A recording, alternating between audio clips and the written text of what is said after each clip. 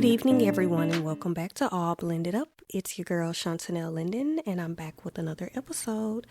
So, last week was titled Parenting from Your Trauma, Part 1.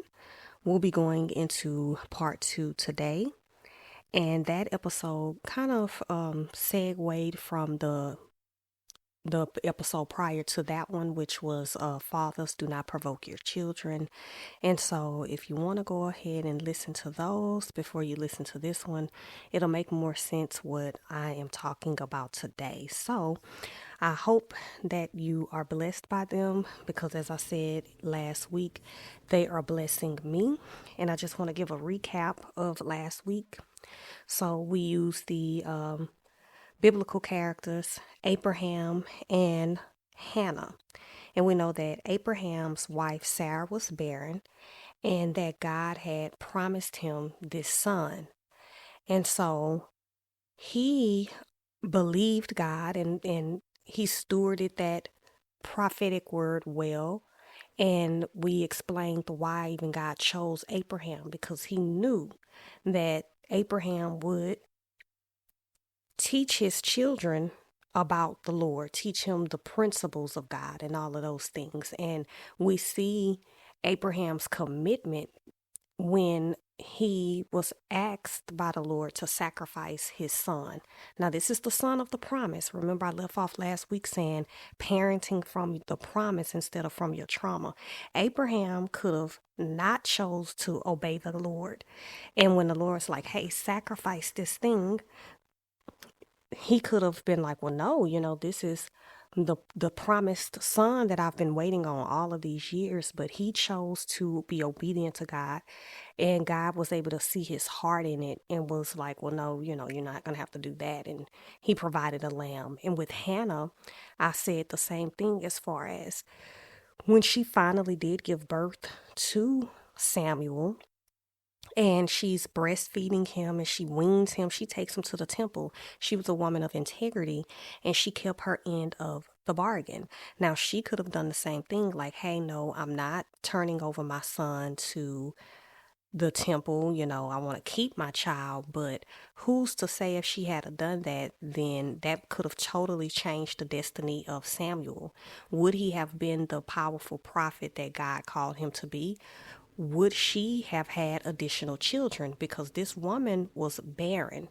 She finally has a son, and in that time, that's a big deal to have a son.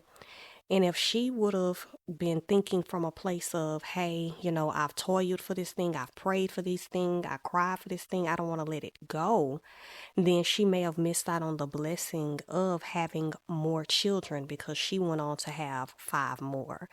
And Samuel, his destiny was secure in him becoming a powerful prophet in the temple of the Lord. And so I want to give like a personal experience or a story, but before then, I would like to introduce 2 more biblical figures that I thought of when I was about to record part 2 last week. And it just dropped in my spirit. So I was like, I believe the Lord wants me to talk about this. And so the very first person I want to speak about is Jabez. Now, Jabez is a man of God that is mentioned, and it's not a long passage of scripture. It's just really 2 verses that mention Jabez. And it's in First Chronicles chapter 4, verses 9 and 10. And I think people are familiar with it because they're like, oh, Jabez's prayer, where he prays about enlarging my territory. And I think a lot of people pray that prayer, when it comes to blessings or wanting God to increase their capacity.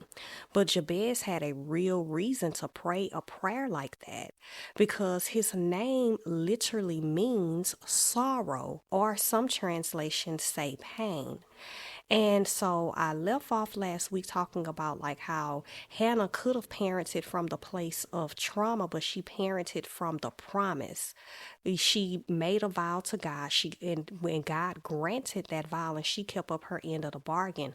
And what happens a lot of time when we're not healed, we're thinking of it from a traumatic experience, but Hannah did not do that.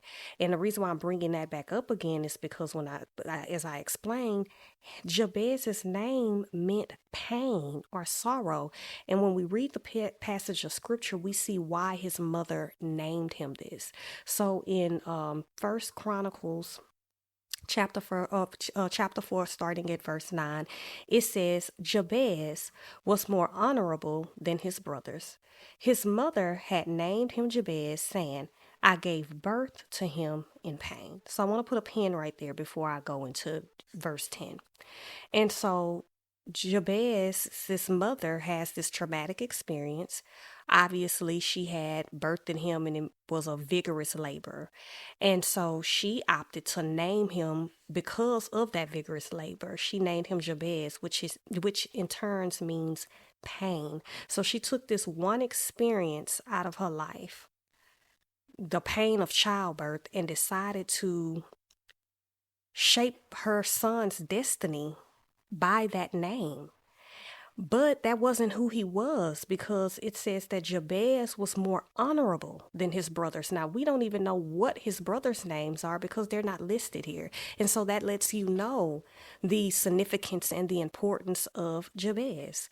But his mother, because of her traumatic experience, she didn't see it that way. She looked at this child. She's probably sweating profusely, thinking about all that she has just encountered. And she's holding this baby and she's like, Jabez, because I labored vigorously. I birthed in him in pain.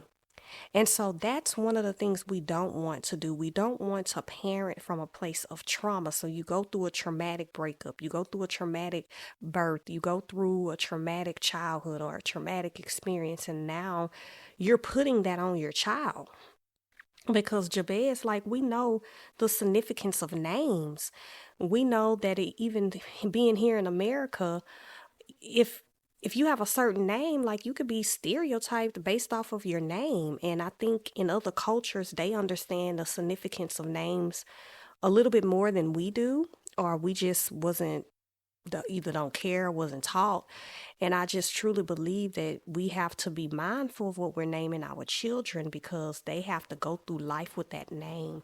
And so I want to get into verse 10. It says, Jabez cried out to the God of Israel, Oh, that you would bless me and enlarge my territory. Let your hand be with me and keep me from harm, so that I will be free from pain. And God granted his request. So Jabez literally asked to be free from pain. He prayed against his name. His mother named him Jabez, which means sorrow or pain. And when he prayed this prayer, he asked to be blessed. He asked for his territory to be enlarged. He asked for the hand of the Lord to be with him. He asked for the Lord to keep him from harm and to free him from pain. I read it in the NIV because it says, free me from pain. So it could have been something in him that felt like he was in bondage, because I'm this honorable man. Everybody sees me as honorable, but my name literally means pain. And we don't know what type of impact that may have had on Jabez for him to birth this prayer. And I believe God honored the prayer because, like the scripture says, Jabez was an honorable man. And so Jabez's mother was not the only one who named her son according to her birthing experience. And that segues me into the second biblical character that I wanted to mention. And it's Rachel. And Rachel is Jacob's wife. Jacob is Abraham's I was about to say nephew, Abraham's grandson. So just as I explained last week about who Abraham was, Abraham and his wife in their old age finally gave birth to the son that God had promised them, who was Isaac. Isaac went on to have two children. He had Esau and Jacob. And out of those two children, God chose Jacob to be the one to fulfill the covenant promise, because it's always somebody. Just like with Abraham. Abraham had other children prior to having Isaac. He had Ishmael, but God had already told him, I'm not going to fulfill my promise through him. He'll be great in his own way. Because it always, when you're reading stuff like that, and it's just kind of a little segue, you're like, dang, man, that's kind of messed up. But Ishmael did well for himself. He went on to have 12 sons who were 12 princes.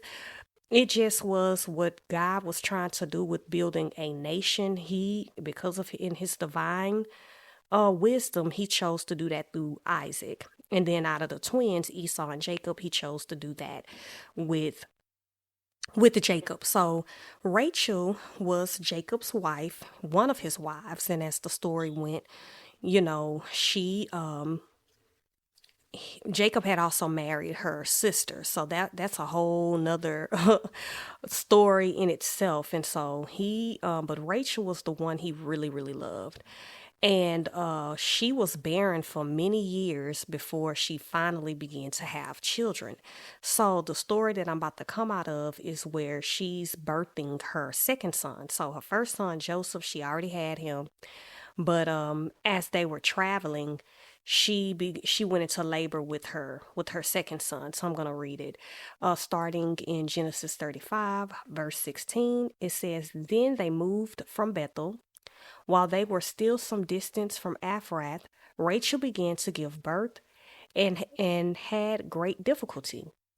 And as she was having great difficulty in childbirth, the midwife said to her, Don't despair, for you have another son. As she breathed her last, for she was dying, she named her son Benoni, but his father named him Benjamin.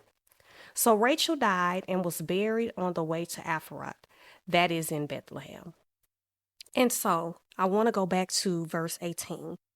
It says, As she breathed her last, for she was dying, she named her son Benoni, but his father named him Benjamin. So I went and looked up what Benoni means. And even as I look at because I'm reading an NIV for this, it means they have son of my trouble. But when I looked in the Blue Letter app, it said that Benoni means son of my sorrow. So the same thing, son of my trouble or son of my sorrow. But his father named him Benjamin, which means son of my right hand. And so I don't know where Jabez's father was to stop Jabez's mother from naming him pain or sorrow. But in this instance, Jacob was there to let her know, no, we're going to name him Benjamin, which is son of my right hand. And so she did the very same thing. Her labor resulted in death. And so she was about to name him son of my sorrow. My God, as she's transitioning from this life, this was going to be the mark that she left on her son, to name him Benoni. But the father, Jacob, who we know from a few other segments where I've talked before, a father establishes identity. They provide, protect, and they and establish identity in the child. And so he stepped in and said, no, we're going to name him Benjamin. And so Jacob, having this sense of the covenant promise, because now he's the one that's carrying the mantle. At this point, his dad is already transitioned. Abraham's gone. And so now the covenant promise is on his shoulders. And so I believe that he named Benjamin, that the name he named him, because of the covenant promise. Because if you know anything about the story, when they established when Israel finally became established as a nation, Jacob's 12 sons were whom the 12 tribes were named after. So Benjamin was just the last of the 12. He had 11 other sons. And so the 12 tribe of Israel was named after Jacob's 12 sons. And so could you imagine one of those tribes being named Benoni, which means sorrow, instead of son of my right hand, which is what Benjamin means. And right hand biblically can mean covenant, and we know that when Abraham had his servant put his hand under his right thigh and make a vow, to find him a wife, and if he, if the woman didn't want to come with him, he would, not hold him to that vow. It also means is a symbol of strength, position of authority, and a source of blessing and favor. When you think about in the New Testament, Jesus is said that he's sitting on the right hand of the Father. Or who was it? David, who said, I saw my Lord sitting next to my Lord at the right hand," or something along those lines, and I may be butchering that, but or he say, "Sit at my right hand and make my enemies my footstool." And so it's a lot of that terminology, and so we know that it means position, authority, it means strength, a source of blessing and favor.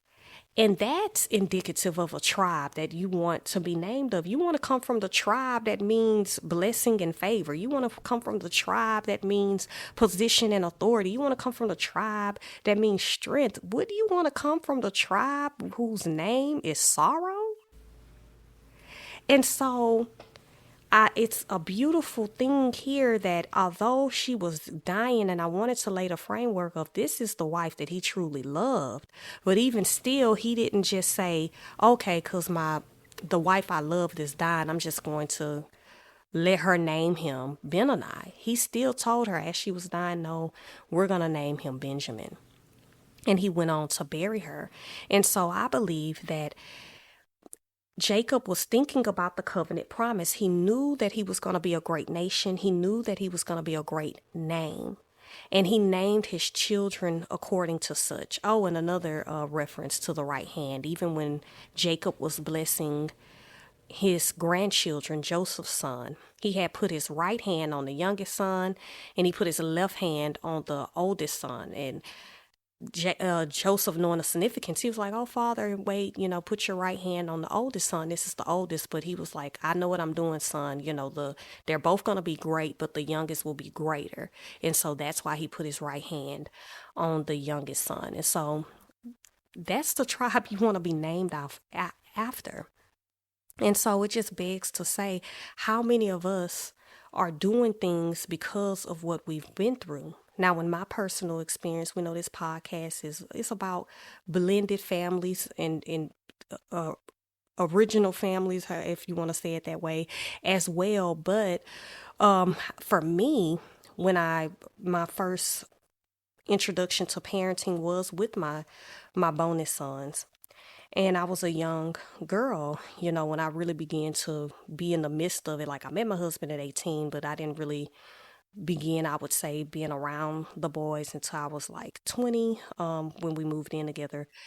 And so I based my parenting off of my upbringing and really how I felt about my upbringing. So if I felt like I was treated unfairly, or I felt as though at times me and my siblings, I should say, were misunderstood, or we were always blamed, because I grew up with my grandmother. Like, we would stay off on our own, but if things got bad financially or whatever, we would move back in with my grandmother.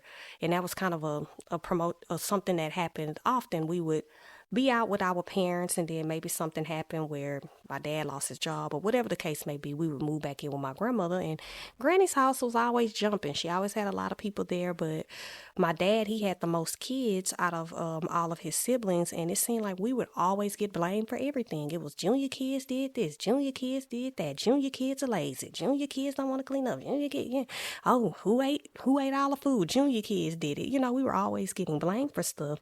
And so I kind of got my identity from, I would just try to stay out the way, so we wouldn't be blamed for something. And so I would try to clean up, and that was kind of like how I got my acceptance in my love, because they would be like, oh yeah, Shantanell, she'll clean up, she ain't lazy. Not like, would name one of my siblings, oh, such and such is lazy. They don't want to do this, they don't want to do that, da, da, da, da, da.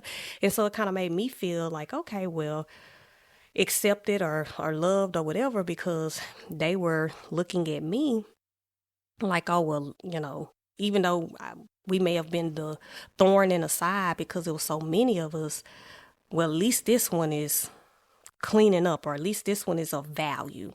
And so when I was helping my husband in the rearing and the raising, I never wanted the boys to feel like that. For one, I did want them to like me at the very beginning, because I'm somebody new in their life, and I want them to like me. And so I would say the parenting from your trauma piece of it was in that wanting them to like me, then you're being lenient, or because of some of the stuff that you experienced, you don't want to inflict that on them. So it may be some things that you should be harder on them about, or standing with your husband more firm in, you're just not as firm as you need to be. And then even learning that balance of you still resting in your femininity, being soft, but you're also assertive.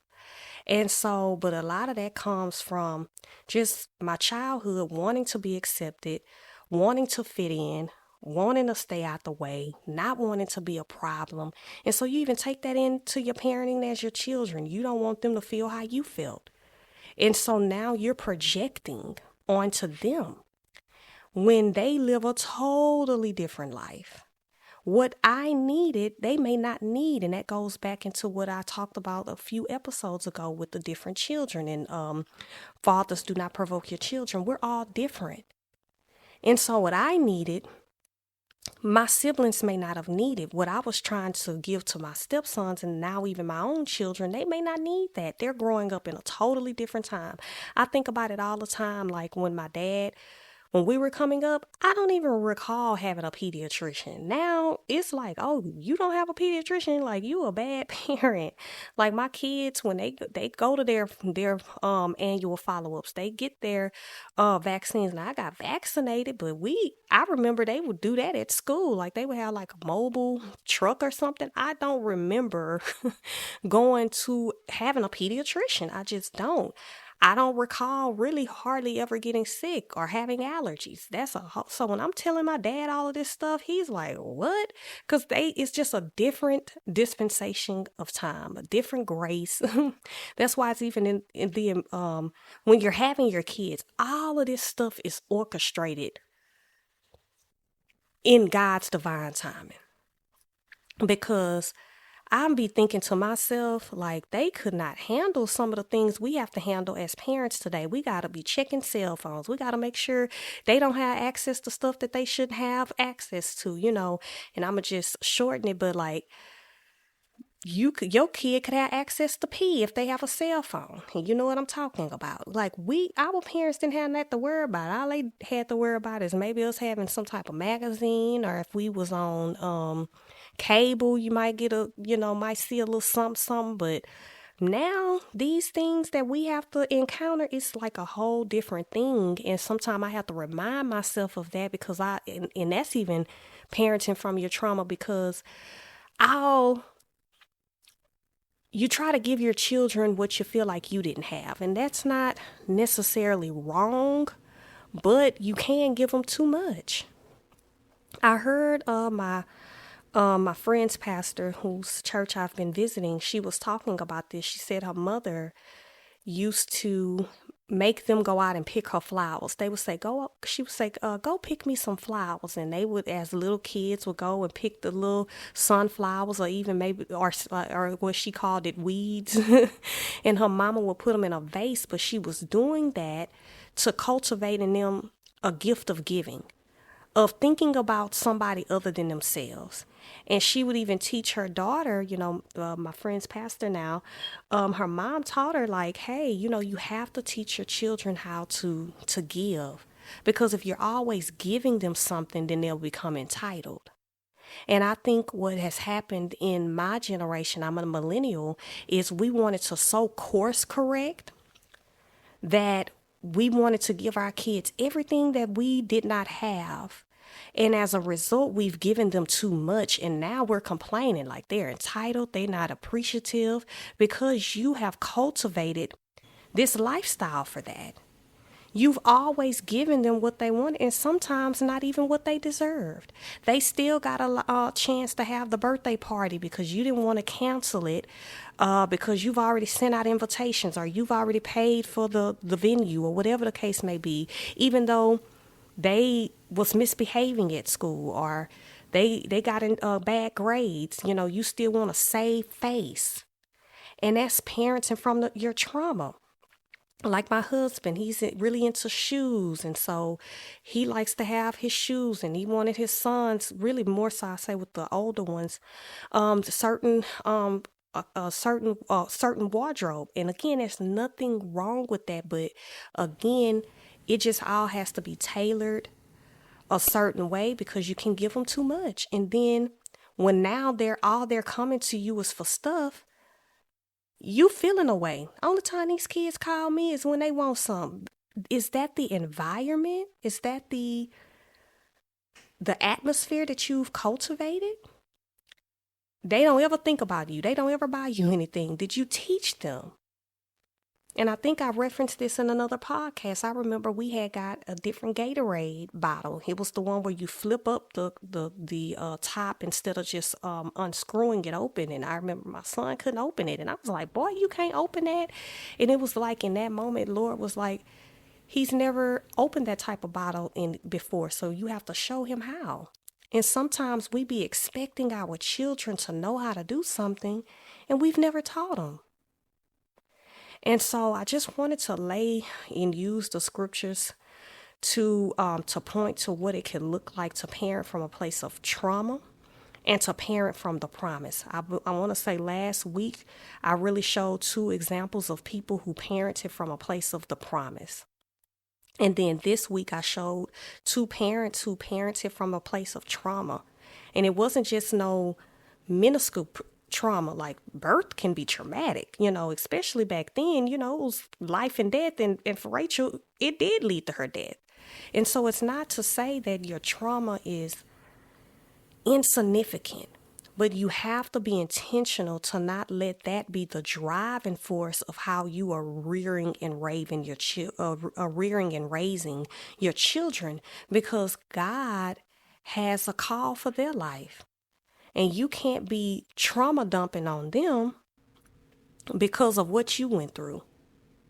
So now you paranoid about everywhere that they go, because of what may have happened to you. Yes, we're to protect them, but we're not to live in fear either. Because the word says, I have not given you a spirit of fear, but power, love, and a sound mind, and perfect love cast out all fear. And so I really do hope that I've conveyed this message well. I pray that it has blessed you guys as it has blessed me. And so until next time, it's Shantanell in it. Oh, and for those who may be wondering, my next episode, the Hubs will be back. So he will be back on that episode with me. And so I hope you guys tune in again to hear the both of us as we continue to just go down this parenting journey. And again, all of this stuff that I'm giving you guys, I'm still learning as I'm going to the Holy Spirit now, asking for help and implementing it and trial and error and all of those things. I'm learning on the journey with you guys. I don't have all the answers, but I'm giving you as the Lord gives to me.